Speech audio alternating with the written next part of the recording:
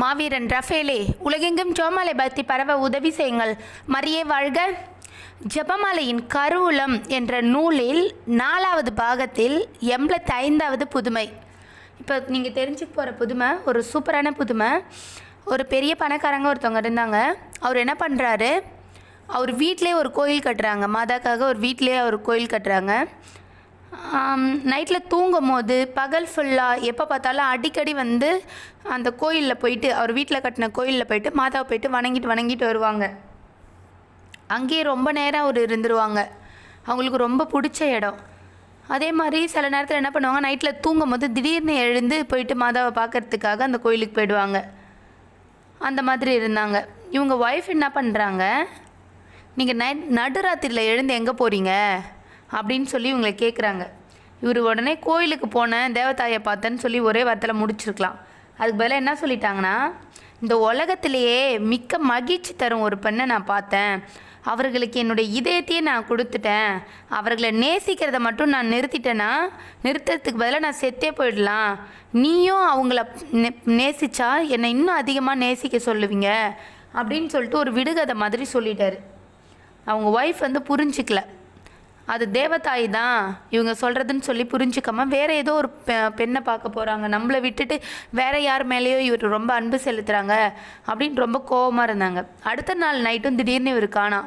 இவங்க என்ன பண்ணிட்டாங்க, தேவதாயை பார்க்க போயிட்டாங்க. ஆனால் அவங்க ஒய்ஃப் என்ன நினச்சிட்டாங்க, இவர் வேறு யாரையோ பார்க்க போயிட்டாங்க அப்படின்னு நினச்சிட்டு ஒரு கத்தி எடுத்து அப்படியே கழுத்தில் குத்திக்கிட்டாங்க. இப்படி கழுத்தில் குத்தின உடனேயே அப்படியே நிறைய ரத்தம் போயிட்டு அவர் திருப்பி ரிட்டன் வர கட்டி அவங்க இறந்துட்டாங்க. அந்த பெட்டிலே அவங்க இறந்துட்டாங்க.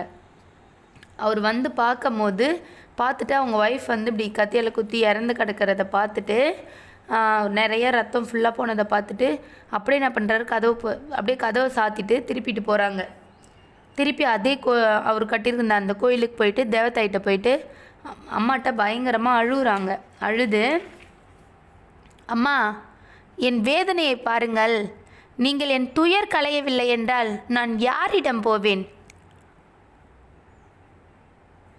நான் வந்து இந்த கோயிலுக்கு தான் வந்தேன், ஆனால் என் மனைவி வந்து தப்பாக புரிஞ்சிட்டு இறந்துட்டாங்க. இப்போ நான் என்ன பண்ணுவேன் அப்படின்னு சொல்லிட்டு பயங்கரமாக கத்தி அழறாரு. அழுது தேவதாயிட்ட சொல்கிறாங்க, நம்பிக்கையுடன் இரக்கத்தின் தாயை வேண்டிய யாரும் தான் கேட்டதை அடையாமல் போனதில்லை.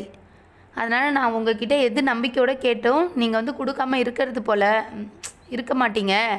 அதாவது இரக்கத்தின் தாய், நீங்கள் என் மேலே கண்டிப்பாக இறக்கப்படுவீங்கன்னு சொல்லிட்டு பயங்கரமாக சொல்லி அழுகுறாங்க தேவதாயிட்ட.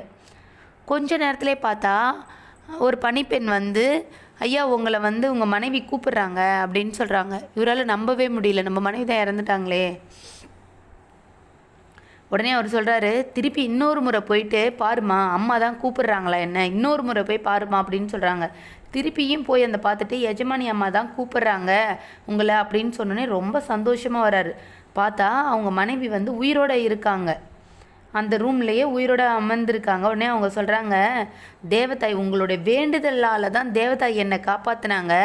தேவதாய் வந்து எனக்கு உயிர் மட்டும் பிச்சை போடலை, என்னை நரகத்திலிருந்து காப்பாற்றிட்டாங்க அப்படின்னு சொல்கிறாங்க. அதாவது ஒரு மனுஷன் அவனே செத்து போனால், இப்போ சூசைட்லாம் பண்ணிட்டு சாகுறாங்கல்ல, அவங்களே செத்து போனால் அவங்களோட ஆத்மா நரகத்துக்கு தான் போகும், சரிங்களா? அதை மாதிரி இந்த அம்மா வந்து தானாகவே அவங்க கத்தியால் குத்திட்டு செத்ததுனால அவங்களோடைய பாவம் நரகத்துக்கு போயிருக்கணும். அதிலிருந்தும் காப்பாற்றிட்டாங்க, என்னை ஆத்மத்தை நரகத்துலேருந்து என்னை காப்பாற்றிட்டாங்க தேவதாய் அப்படின்னு சொல்கிறாங்க. அடுத்த நாள் அவர் என்ன பண்ணுறாரு, ஊர் மக்கள் சொந்த பந்தம் எல்லாரையும் அழைச்சி விருந்து வச்சு என்ன நடந்துச்சோ அதை அப்படியே சொல்கிறாங்க.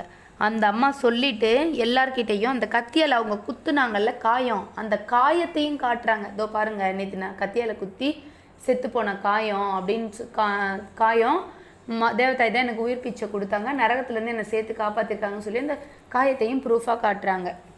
மரியே வாழ்க, மாதாக்கு நன்றி.